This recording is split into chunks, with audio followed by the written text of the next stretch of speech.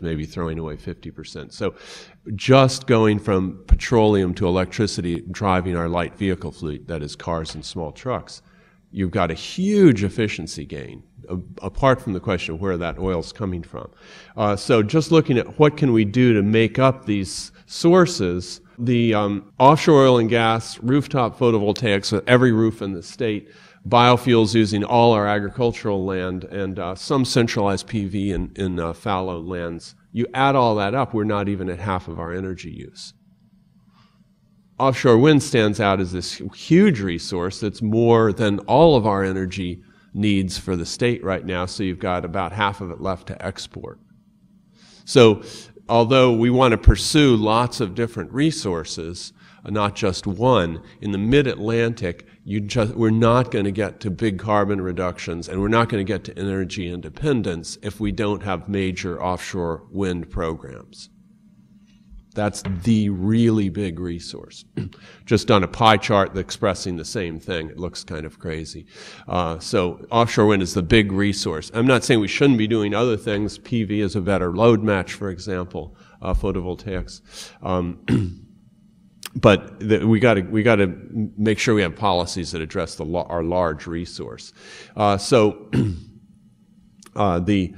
problem with offshore wind, or onshore for that matter, is it's not a good load match. It's erratic power. So we want to look at how we use storage, and we'll see this talk in the next one, two ways of getting storage to level that out. Okay, next slide. Okay, this gets us to the vehicle-to-grid concept. Next slide.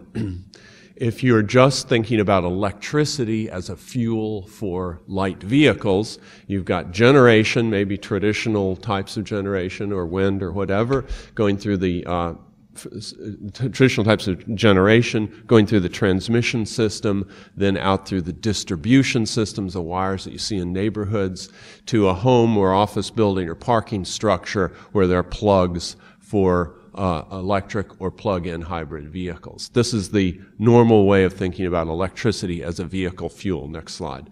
Vehicle-to-grid has two elements added. The most important one is not the two-way flow of power, but rather the signaling. Here we've got a symbol for the ISO, the independent system operator in this region, PJM. It could be some other business entity, but some entity that's aware of what the needs of the grid are, whether there's excess wind or not enough wind, whether there's a transmission failure up in the north, knowledgeable about those things, signals vehicles. Sometimes you want to charge extra fast. You've got too much power. Other times you want to stop charging or discharge to the grid, and that's the second element in V2G. The name suggests, vehicle to grid, that there's a two-way flow of power, and that's shown by these two-way arrows here. So there's two elements: signaling, smart control, that's part of the smart grid, or could be, and two-way flow of power. Next slide. So V2G taps an underutilized resource, and that is the light vehicle fleet. Today, metal tanks with gasoline or diesel fuel in them, not very useful as a storage resource. But in the future, we're already moving. It's, I think, by now widely accepted, electricity is going to be one of the primary fuels for the light vehicle fleet. That means you're going to have electrical storage. That car is using that storage for driving, on average, in the United States, 1 hour a day. So you've got somebody's bought an expensive electrical storage device with wheels and all this other stuff, and they're letting it sit around 23 hours a day. That's what I mean by an underutilized resource. Also, you're probably going to have a battery that gets 100, 150, if it's a Tesla, 250 miles range, because you want to be able to meet the need for a longer distance drive. But the typical daily driving is between 30 and 40 miles, which means not only is this resource sitting around 23 hours a day unused, but that full battery storage is used rarely. That means you've got extra storage that can be used by the electrical system. A practical power draw from the car, which is limited really by building electric wiring, is 10 to 20 kilowatts. So what does that mean? Is this small or big?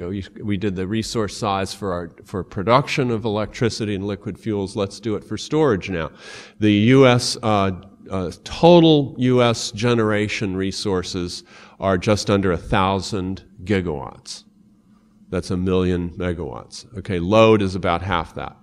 So how does that compare with the vehicle fleet? About 250 million cars in the United States. If we're getting 15 kilowatts from each one when needed, or drawing 15 kilowatts when we got too much power, that's 3,600 gigawatts. Next slide. So the power of the fleet is more than 3 times our total generation resources in the United States, over 8 times the average load. So cars will, as they become electrified, will represent a very large electrical resource.